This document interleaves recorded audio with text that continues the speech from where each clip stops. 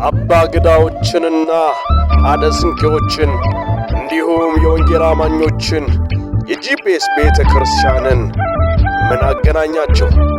መልሱን ከቪዲዮ የምናገኘው ይሆናል። እስከ መጨረሻው አብራችሁን ቆዩ። ዶክተር ማሙሻስ ምንድነው እያስተማረ ያለው? ስለ መስቀሉ ምን እያለን ያለው? ኢየሱስ ይሄ ሁሉ አሰቃቂ የመስቀል ሞት በፊቱ ተጋፍጦ ምን ያህል እንደወደደን የምታውቁት? ፓስተር ጌቱ ደግሞ ምን እያለ ምን አይነት መልእክት እያስተላለፈ ያለው? ይሄን ህዝብ ምን እያስተማረን ያለው? እግዚአብሔር መልካም ነው፣ ምስጋናው ብዙ ነው። ሃሌሉያ! ማርያም ያልሆነችው ነገር የለም። ይሄኛው ቪዲዮ ደግሞ ነው ውስጥ አሬ ኪዳነ ምሕረት ናት አይደል?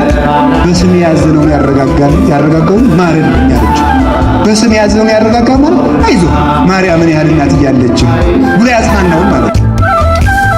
አረ ማርያም ፈረደባት። ይሄኛውስ ምን እያለ ይሆን? መስቀሉ ጌታን የተሸከመው ለ3 ሰዓት ነው። 9 ወር በ5 ቀን ከማህፀኗ የተሸከመችው እናቱ ተአምር አደረገች ቢባል ይደንቅ። ሰላም ጤና ይስጥልን ክቡራትና ክቡራን ውድ ቤተሰቦቻችን፣ ቆይታ ሁሉ ሰላም ነበር፣ እግዚአብሔር ይመስገን። እንግዲህ ከበዓል በኋላ በሌላ ቪዲዮ ከእናንተ ጋር ልንገናኝ ተመልሰን መተናል። ለእናንተ ይጠቅማሉ ያስተምራሉ ያልናቸው ቪዲዮዎች ሰብሰብ አድርገን ይዘን መተናል። እንግዲህ ለዚህ ቻናል አዲስ የሆናችሁ በሙሉ ሰብስክራይብ በማድረግ ቤተሰብ ይሁኑ። የእናንተ ሰብስክራይብ ለእኛ ይጠቅመናል። ነበር ቤተሰቦቻችን እናንተ ደግሞ እንደተለመደው እንደሚታወቀው ይህን ቪዲዮ ላይክ በማድረግ እንዲሁ ደግሞ ከተማራችሁት ከቀረላችሁ ነገር ኮሜንት በመስጠት ከኛ ጋር አብራችሁን ቆዩ። አማንታን ኩንሌ ፕሮቴስታንት ጀዳሚ እንጀላ ጅረኒ ጆሌ ባዬ አባን ቀቡ ዮ ጆሌ ኬሳ ነምኒ ቶኮ በለስ ወታይ ፍሪማን ጀዳ ጉርባ ሐቂቀናቲ ጎርሲቱ ጀዳኒ ሚቲ ጉርባ ከ ጎርሲ ጀዳኒ ወይም ገረፍም ጀዳኒ ዮ አተው ማለ ጉርባ ከናለ ኑቱ ጎርሳ ኑቱ ወንማ አባን ገዳ ጀዱት እንጎና ሜ አባ ገዳ ቲኑ ሂማ ጀኔቲ ኑቱ ሂመቲ አካ መንቶታ አካ አባ መንቶታ አኑመቱ ሂመቴ ጀቹዳ ስንሌ ከነከበጃኒ ጠሊያሌ ኩኖ በሬስኔ ዶፍኔ ኩኖ ጊዜ ሰዲ ኢንተርኔት ፈካታማ ሲቶል ገኔ ሀሳያቱሬ አመኩኖ አስገኘ ጀቹዳ በአማርኛ ለመናገር እኛ የአገር ሽማግሌዎች ምክር ቤት አለን፣ በህግ የሚታወቅ ነው። እኔ እዛ ውስጥ አለው። አባገዳዎቹ ጋርም ያው ብዙ ጊዜ እንገናኛለን። እንዳጋጣሚ ያለታ አባገዳ ጎበናን ስላላገኘው አረ ስንቄን አየኋቸውና አረ ስንቄ ረኮ ኬስ ጀረጀሬ ትልቅ ችግር ውስጥ አለንና የሆነ ነገር ተፈጥሯል፣ ይሄ ተገቢ አይደለም። እንግዲህ ሰላሌ ብቻ አይደለም ያለው። ሰላሌ እንግዲህ አርሲ ውስጥ አለ፣ ባሌ ውስጥ አለ። እኛ ጋር አርሲ አለ፣ አብቹ አለ፣ ሰላሌ አለ፣ ጮሬ አለ፣ ጂሌ ይባላል፣ ጂሌዎች አሉና ይሄ ጉዳይ ሲነገር ያ ቃል ላፊ እንግዲህ ሲወጣ እንደ ማንኛውም ሰው ሁላችንንም የተሰማን ስሜት ስለሆነ ሁሉ ጊዜ ደግሞ መድረክ ታውቃላችሁ ያው ሚዲያ አንዴ ነው ካፋችሁ የሚያወጣው። ካፍ ከወጣ አፋፍ ይባላል እና የአፍ ወለምታ አይታሽም ይባላል በአማርኛ። ኑዲሳ ኑላላ ከንጀኔ ኢሰብቸቱን ጋፈኔ ኑት ጋፈቴ አካ ፕሮቴስታንት ሁንዳ ኑዲሳ ወኒ ኩኒ ሙጫን ኩኒ ኬኑማ ሂም በሌሴ ወንማ ጀተን ሁንዳ ወሂታኔ ጎና አባ ገዳፍ ሀርስ ሲንቄ ኑዲሳ ወነከ ኑላላ ጀን ከጀኔ እትምኔ ኑሂ ጀቹኪ እኛንን እንደ ኢትዮጵያ ወንጌላውያን ቤተክርስቲያናት መሪ ቀጥታ እሱ እኛ ጋር ሌላ ህብረት ቢኖረውም ወጣቶቹ በሙሉ ያው ጴንጤ ሲባል ማን ነው ሲባል እኛ አንዳንዶቻቸው ያው ጻድቁ ያለበት ይላሉ። ሌሎችም የሉ ማለት አይደለም። ግን እኔ ወዲያው ይሄ ነገር እኔንም ጭምር ተሰምቶኛል ማለት ነው። ማንም ሰው ይቆጣል። ማንነትን የሚያቅሰው ራሱን የሚያቅሰው ይቆጣል እና እንደምታውቁት ከዚህ በፊትም አርሲም ላይ ያው እንደዛ ይባላል አይደል? አርሲ ውስጥ ደግሞ አሉ እዛ የአርሲዋ ምናምን ይላሉ ሰዎች እና እንግዲህ ጅኒን ቢያን ቀብዱ እኛን ያገሩ ሰዎች ስለዚህ ጅኒን ቢያን ቀብዱ በከደምቱ ያደምቱ ነው ወረቀት ብሉ አራራኑ አራራፍኑ ዋማ ጀኔ ዋን ከደኔፍ ከነኑ ለጌተን ጀኔት አመሌ ለበርሰና ጀቹኪ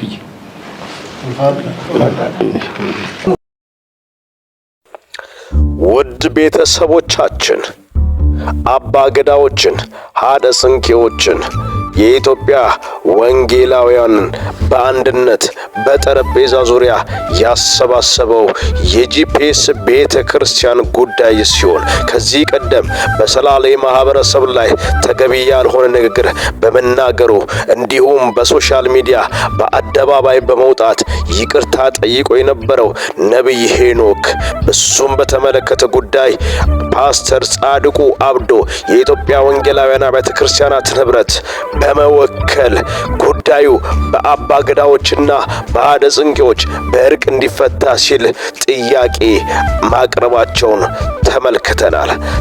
አባ ገዳዎችም የወንጌላውያን አብያተ ክርስቲያናት ህብረትን ጥሪ በመቀበል ለሰላሌ ማህበረሰብ ጥሪ አስተላልፈዋል። በሰላሌ የምትኖሩ አባቶች፣ ታላላቆች ሁላችሁም ይህንን ጥሪ ተቀበላችሁ በእርቅና ጉዳዩን በሰላም መንገድ መፍታት አለብን ሲል መልእክታቸውን አስተላልፈዋል። ሁላችሁም ይህንን የምትሰሙ የሰላሌ አባቶች በሙሉ ጥሪያችንን ተቀበላችሁ ጉዳዩን በጠረጴዛ ዙሪያ እንድንፈታ ሲሉ የአባ ገዳዎች መልእክታቸውን አስተላልፈዋል። የኛ ስራ ችግር ያለበትን ቦታ ወደ ሰላም መመለስ ነው፣ ሰላምን ማምጣት ነው፣ እርቅን መፈጸም ነው። ስለዚህ ጥሪያችን አክብራችሁ እንድትመጡ ሲል መልእክታቸውን አባ ገዳዎች በጥብቅ አስተላልፈዋል። ዶክተር ማሙሻስ ምንድነው እያስተማር ያለው? ስለ መስቀሉ ምን እያለን ያለው? ምን እያወራን ያለው? እስቲ እንከታተላቸው። ኢየሱስ ይሄ ሁሉ አሰቃቂ የመስቀል ሞት በፊቱ ተጋፍጦ ምን ያህል እንደወደደን የምታውቁት? ወደ መስቀሉ ተጎትቶ ሳይሆን የሄደው ተነሱ እንሂድ። ኢየሱስ ፈቃደኛው የእግዚአብሔር በግ፣ ፈቃደኛው የእግዚአብሔር መስዋዕት እንዴት ያንን ሁሉ ጭንቀት አልፎ ራሱን አሳልፎ ይሰጣል። ይሁዳ እኮ አሳልፎ የሰጠው ነው የሚለው ግን he just said let's go እየመጡ ነው። ጽዋውን ለመጠጣት ራሱን አሳልፎ የሰጠን የሚወደን ጌታ ሆነ። ጌተሰማኒ የምን ቦታ ነው? የምጥ ቦታ። ምን የሆነበት? ከመሰቀሉ በፊት መስቀሉን የተቀበለበት። ምን ምክንያት? የሁላችንን ኃጢአት ለመጠጣት ከአባቱ ጋር የተስማማበት። ይሄ ሁሉ ለኛ ነው። ገብቷችኋል ወይ? የእግዚአብሔር ፍቅር እስከዚህ ድረስ ነው የወደደን። ተስማማ ጽዋዬን ሊጠጣ፣ ተስማማ የእግዚአብሔርን ቁጣ ለመውሰድ፣ እኛ ላይ ሊያርፍ የነበረውን የእግዚአብሔር ቁጣ ለመውሰድ። እስከዚህ ድረስ ተወዳችኋል። ለእኔ ነው መንከራተትህ። ዋው በጣም የሚያስገርም ነው። ዶክተር በጣም በሚገርም መገለጥ ነው ስለ ክርስቶስ የመስቀል ስራ ስለ ጣሩ ያወራ ያለውና በጣም እኔ ሁሌ የምገረምበት የነበረው ነገር እሱ ሲናገር በጣም ነው የገረመኝና በመስቀል ላይ ለመሰቀል ራሱን አሳልፎ ለመስጠት ኢየሱስ ወደኋላ አላለም። ሊይዙት እንኳን ሲመጡ ሁሉም በደነገጡበት በፍርሃት ውስጥ ሆኖ ኢየሱስ እንዲህ አላቸው፣ ማንን ትፈልጋላችሁ ነው ያላቸው። ቀርቦ እኔ ነኝ የምትፈልጉት ሰው ክርስቶስ ኢየሱስን እንፈልጋለን ሲል እኔ ነኝ አለ። አልሸሸም። የመጣበት ዓላማ አለ፣ ተልኮ አለው። ወዳጆቼ በመስቀል ላይ የተሰራልን ዋጋ የተሰራልን ስራ በከንቱ የሚታይ አይደለምና በጣም ትልቅ ትምህርት ነውና ታዲያ እናንተ ምናልባት በዚህ በአጋጣሚ ይሄ ቪዲዮ የደረሳችሁ ወንድሞችና እህቶቼ በመስቀል ላይ የተሰራው ስራ ቀላል አይደለም። አቅላችሁ አትመልከቱት። የተከፈለበት ህይወት ነው የተሰጠበት።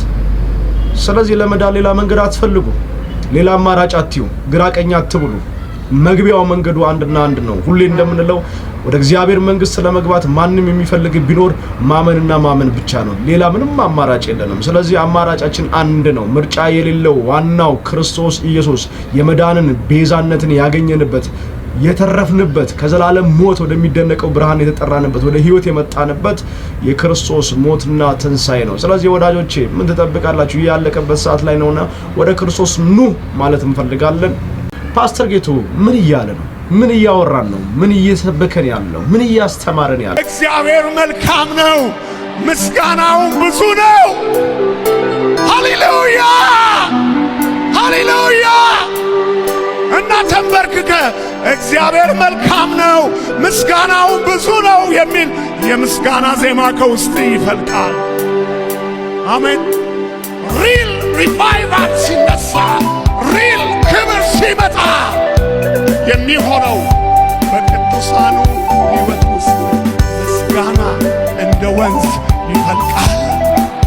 ምስጋና እንደ ወንዝ ይፈልቃል። እውነተኛው ክብር ሲመጣ ማጉረምረም ከቤትህ ይወጣል። ማጉረምረም ከትዳርህ ይወጣል። ማጉረምረም ከልጆችህ ይወጣል። ማጉረምረም ከኑሮ ይወጣል። አሜን አሜን። ክብሩን አይተህ ትጠግባለህ። ክብሩን አይተህ ደስ ይልሃል። ነፍስ ትረካለች። ፓስተር ጌቱ በጣም የሚገርም ትልቅ ተልእኮ ነው፣ መልእክት ነው ያስተላልፈው። ሰው ማጉረምረም ከህይወቱ መውጣት የሚጀምረው እግዚአብሔርን በማመስገን እግዚአብሔርን መልካምነትና እግዚአብሔርን ታላቅነት በማየት ነው። ብዙ ጊዜ የምንቸገረው እንደ ሰው የምንቸገረው እግዚአብሔርን በችግር ውስጥ ስንገባ ረሳና ከእግዚአብሔር በላይ ችግሮቻችንን አግዝፈን ስለምናይ ችግሮቻችን በልጠውብን ስለምናይ እግዚአብሔር ረሳለን፣ ተስፋ እንቆርጣለን፣ እንደክማለን፣ መጓዝ ያቅተናል፣ ድካም ይለናል። ስለዚህ እግዚአብሔርን ማመስገን በጀመርክበት ቅጽበት ማጉረምረም ከህይወት ይወጣል። እውነት ነው። ለዛ ለመጽሐፍ ቅዱሳችንም እግዚአብሔር መልካም ነው ይላል። በመከራም ቀን መሸሸጊያ ነው፣ በእርሱ የሚታመኑትን ደግሞ ያውቃቸዋል ይላል። ስለዚህ የእግዚአብሔርን መልካምነት ማየት ስንጀምር ማጉረምረም ከህይወታችን ይወጣል። አሬ ኪዳነ ምሕረት ናት አይደለ? በስም ያዘነውን ያረጋጋውን ማረልኝ አለች። በስም ያዘነውን ያረጋጋ ማለት አይዞ ማርያምን ያህል እናት እያለች ብሎ ያጽናናውን ማለት ነው። ድንግል ማርያም አለችልህ ያለውንም ቢሆን እባክህ አጽናናልኝ። እውነት ነው። እሷ አለችላችሁ ከማለት በላይ ምን ማጽናናት አለ? ምን ገንዘብ አለ? ምን ትርፍ አለ? ጸጋን የተመላችውን ከመስጠት በላይ ምን ጸጋ ይኖራል ብላችሁ? የጸጋ ግምጃ ቤት እሷ አይደለች? መዝገበ መድኃኒት፣ መዝገበ ረድኤት፣ መዝገበ ጸጋ፣ መዝገበ ፈውስ እሷ እኮ ናት። መዝገበ ትንሣኤ፣ መዝገበ ቁርባን ማርያም እኮ ናት። እሷ አለችልህ፣ እሷ አለችልሽ፣ እሷ አለችላችሁ ከማለት በላይ ምን ብዙ ነገሮቻችን የእግዚአብሔርን የማዳን ስራ የሸፈነ ሆኗል እና ፍጡር ላይ ሆኗል እና የማዳኑ ስራ ደግሞ ያለው በክርስቶስ ላይ ነው። እውነተኛ አምላክና ጌታ መድኃኒት በሆነው በእርሱ ላይ ነው።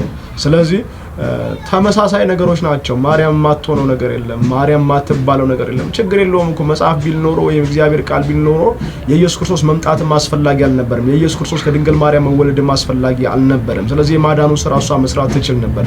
የማዳንን ስራ ሰው መስራት ስለማይችል ነው። ሰው መፈጸም ስለማይችል ነው። እውነተኛ ንጹህ የሆነ ሰው ስለጠፋ ነው። ስለዚህ ከአዳም የሆነ የሰው ዘር በሙሉ ኃጢአተኛ በመሆኑ ለዛ ነው ሁሉ ኃጢአትን ሰርቷል፣ እግዚአብሔርን ክብር ጎሏቸዋል ስለሚል ነው። በሰማይ ላይ አውጥቶ ትወልጅኛለሽ ብሎ ሹክ ብሎ መናገር የሚችለው ክርስቶስ መልአኩን ልኮ መሬት ላይ ያወረደው ለምን ይመስላችኋል? በሰማይ ላይ ሁሉን ጣጣ እኮ ጨርሶ ማውረድ ይችል ነበር። እናቱን ሰማይ ድረስ ያላወጣት መሬት ላይ የምትመላለስ ተአምር እንዳለች ልብ እንድንል ነው። በእጆቹ የነካው እንጨት ሕይወት ከሰጠ፣ የተሰቀለበት መስቀል ሕይወት ከሰጠ እሷ ሕይወት ላትሰጥ ነው? እሷ ታሪክ ላትቀይር ነው? እሷ ሕይወት ላታስተካክል ነው? አረ በትንሹ አትገምቷት። እሷ መንግስተ ሰማያት ታስገባለች። ስሟ እኮ መርህ ለመንግስተ ሰማያት እኮ ነው።